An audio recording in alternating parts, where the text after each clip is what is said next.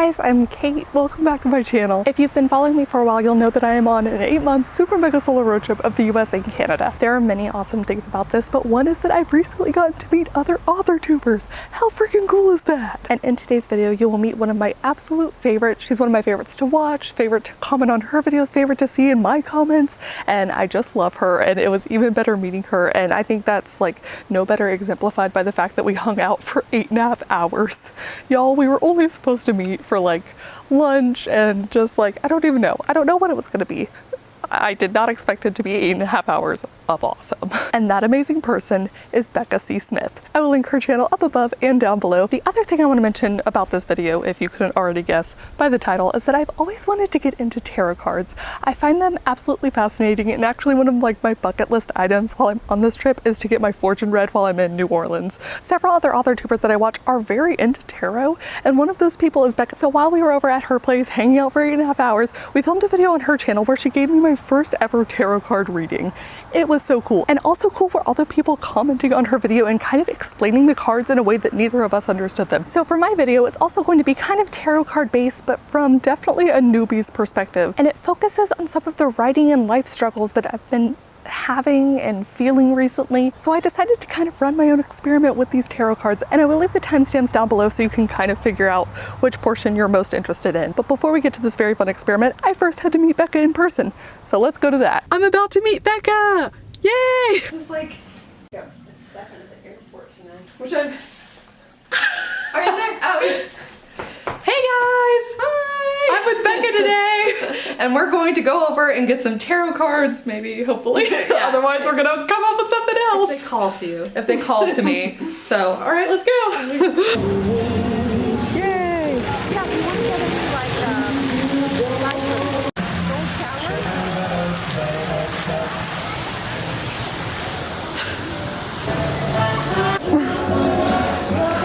Slowly but surely.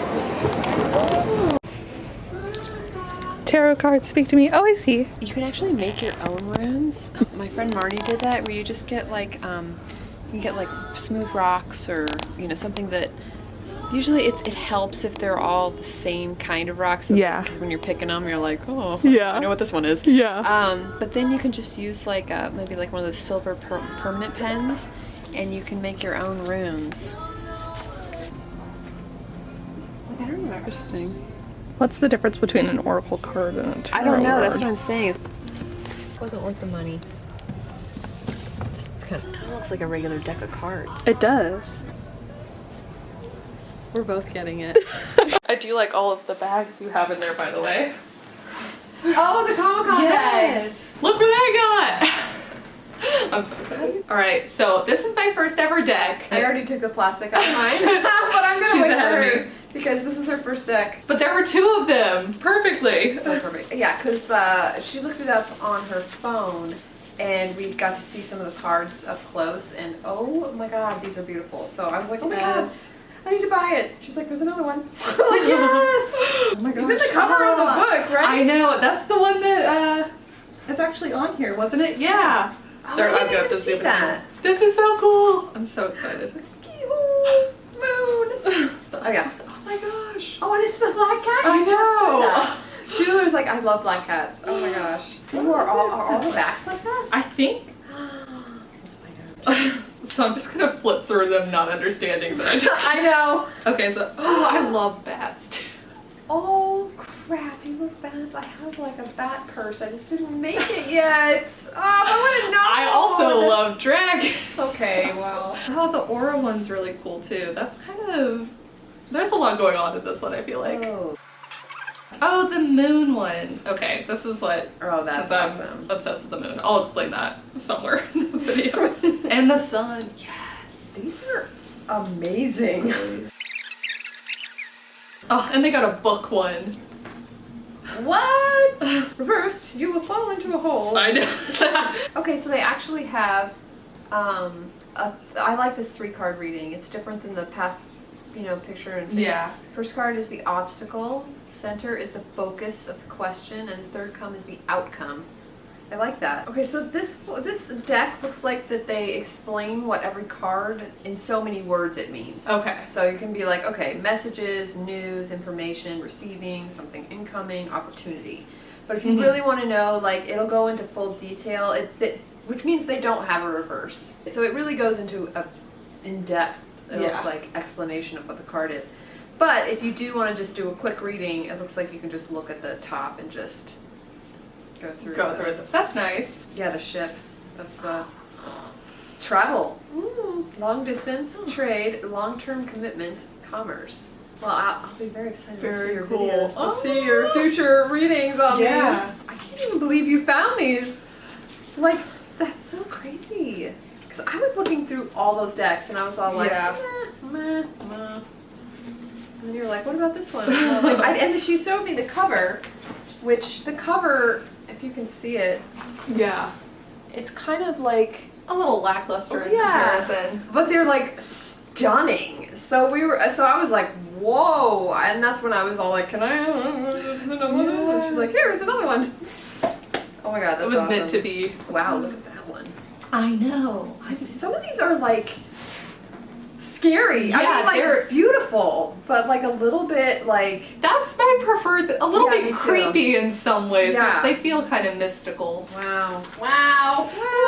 So that's what I think I'm gonna do, like a reading a day, and I'll just see how it goes. All right, so let's get a little bit into the actual experiment that I decided to run for myself. I decided that I would do 5 readings, asking various questions, and then later in the video, kind of trying various different methods. I kept notes about the questions that I asked, the cards that I got, and why I asked the question, and how the cards kind of resonated to me. But again, I'm a newbie, so take all of this with a grain of salt. So now let's move on to day 1. For my first reading, it was all about focus. If you've seen some of my recent videos after I've left on this trip, you'll know that that's something that I've really been struggling with. And so I thought I should turn to the cards. And my question was basically, is my focus on my goals for the future preventing me to succeed in the now?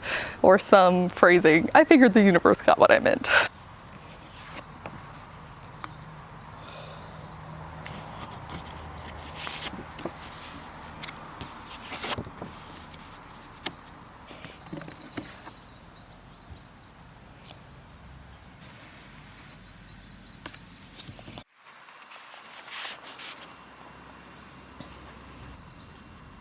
Oh, I'm so cold.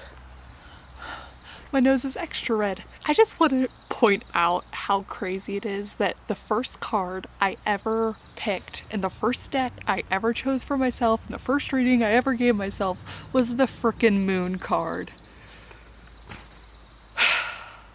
The whole reason I even picked this deck was because it was the Lunar Nomad Oracle.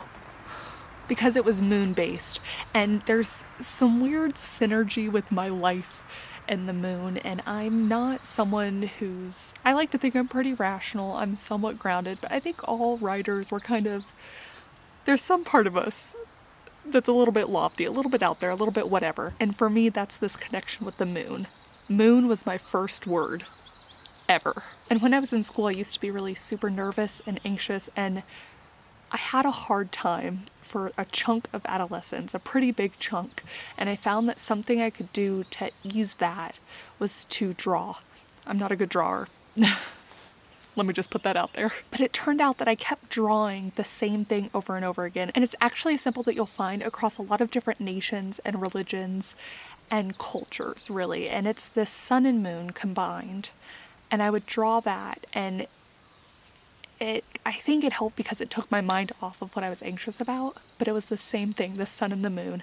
And then my cousin, who was kind of more like my aunt because of the age difference, she gave me this book for my birthday one year, and it was one of those zodiac things where it breaks it down by your exact birth date.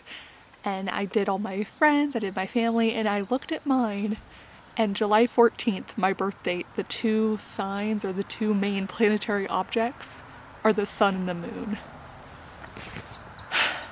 It's just weird. It's just weird. So I've always felt this tie to the moon. I've always felt this tie to the sun. If I go anywhere, I've gone to Jamaica, I've been to, Mexico, in San Antonio, I'll buy sun and moon totems. I decorate my walls with them, and it's just my thing. It makes me feel good, and it makes me feel grounded, and it's a lot of things. So I just cannot believe I got the freaking moon card on the first one. So now it's time to interpret what those mean. And just looking at the first words,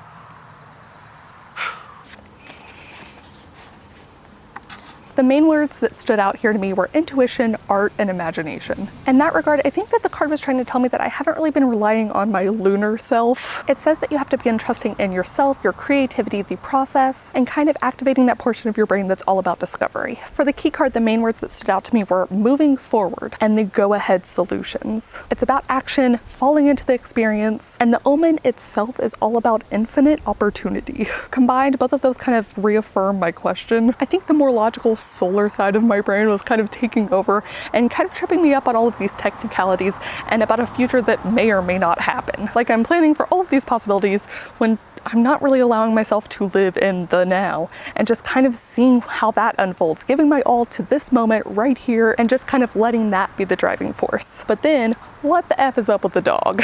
Its main words and truly the main message are all about like companionship and loyalty and trust. It's much more about relationships, and I can't actually figure out a way that it circles in with my question, nor can I really figure out a way that it would be a solution or answer the question. All I can come up with here is like, I'm the dog. Can I be the dog? Because it truly does talk about living in the moment and allowing yourself to like enjoy all of the little pleasures in life. So maybe I need to do more of that. Kind of like, you know, keeping my focus on the now rather than worrying so much about the future, but it feels like a stretch. Or maybe that's just what I got out of the card. Who knows? Not me. Not the newbie. For my second question, and again, something that I've talked about a lot on this channel and what I was struggling with, was basically like, how do I choose between projects? Should I focus on completing things? Should I focus on what I'm most excited about? Or should I focus on the things that seem most likely to advance my career?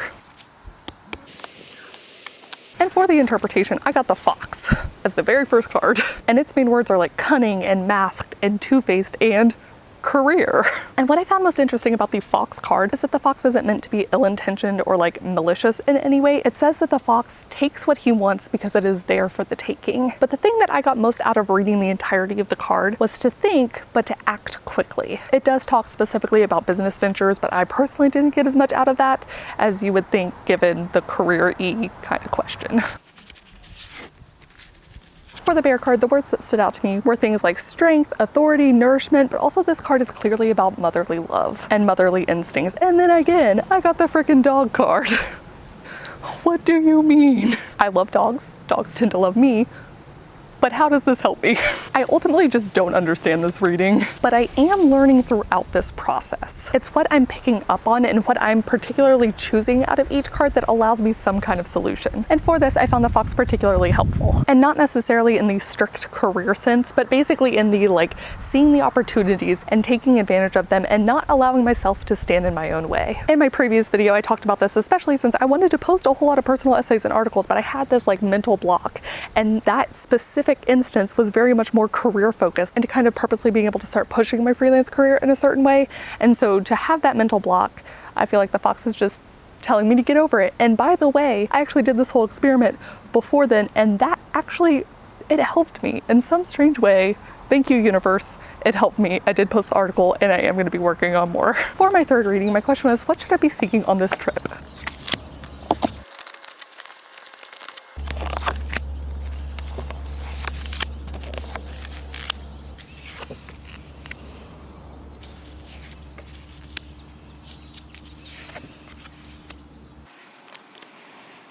So this reading, can you see it? This reading is an interesting one because I definitely get how the coffin relates.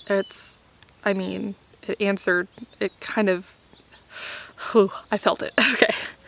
And I kind of get how the bouquet relates. What I'm not sure of is what the meaning of the bear is and how that relates.